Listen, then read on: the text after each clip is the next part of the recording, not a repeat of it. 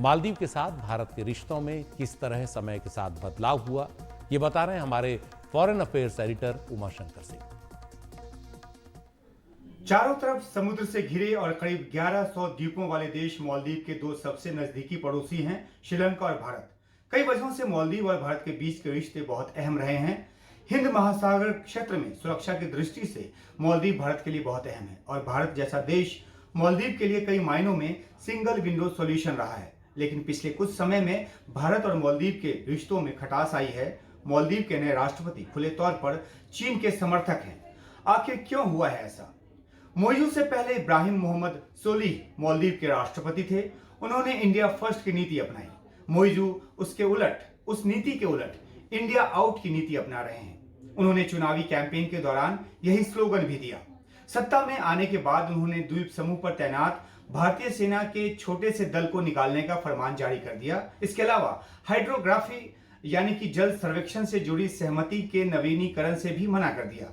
2019 में बनी यह सहमति समुद्र के डाटा आदि की समीक्षा से लेकर आर्थिक विकास, वैज्ञानिक अनुसंधान, पर्यावरण, जल परिवहन और सुरक्षा के मुद्दों से जुड़ी थी। मालदीव के रुख में बदलाव के पीछे असल किरदार जो है वो चीन का है। चीन ने 2008 के आसपास मालदीव के रणनीतिक महत्व को समझा और उस पर नजर गड़ानी शुरू कर दी। मोहम्मद नशीद के राष्ट्रपति कार्यकाल के दौरान 2011 में मालदीव में चीन ने अपना दूतावास खोला। राजनीतिक उठापटक के चलते मोहम्मद नशीद को 2012 में इस्तीफा देना पड़ा। हालांकि वे इसे तख्ता पलट बताते रहे। अगर ये तख्ता पलट भी था तो भारत नशीद की मदद के लिए उस तरह से आगे नहीं आया। जैसे भारत ने 1988 में सेना भेजकर people's liberation organisation of Tamil Eelam की तरफ से की गई तख्ता पलट की कोशिश को रोका था और तत्कालीन राष्ट्रपति मोहम्मद गयूम की सत्ता बचाई थी। बेशक पूर्व राष्ट्रपति नशीद ने अभी मालदीव के मंत्रियों की तरफ से जिस तरह की टिप्पणियां आई हैं उसके खिलाफ मोर्चा खोला हो, लेकिन उनके राष्ट्रपति रहते मालदीव में चीन ने अपना प्रभाव बढ़ाना शुरू कर दिया था। 2013 से 2018 तक राष्ट्रपति रहे यामीन अब्दुल गयूम के कार्यकाल में मालदीव में चीन का निवेश और असर बढ़ता गया। भारत से मालदीव की परंपरागत नजदीकी जो है वो दूरी में बदलती चली गई। 2018 में इब्राहिम सोलिह के राष्ट्रपति चुने जाने को चीन की हार के तौर पर देखा गया।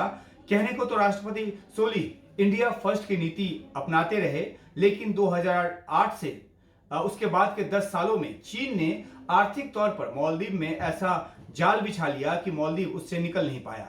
2023 में चुनाव में मोहम्मद मोइजू राष्ट्रपति बने।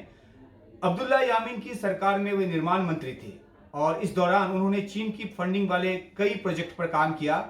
इसमें राजधानी माले को एयरपोर्ट वाले द्वीप से जोड़ने के लिए जो $200 मिलियन का पुल था वो प्रोजेक्ट भी शामिल था।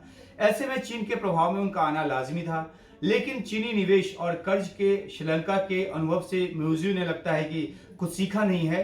फिलहाल वे चीन के दौरे पर हैं और मालदीव में चीन के असर को और बढ़ाने के लिए चीन को आमंत्रित कर रहे हैं।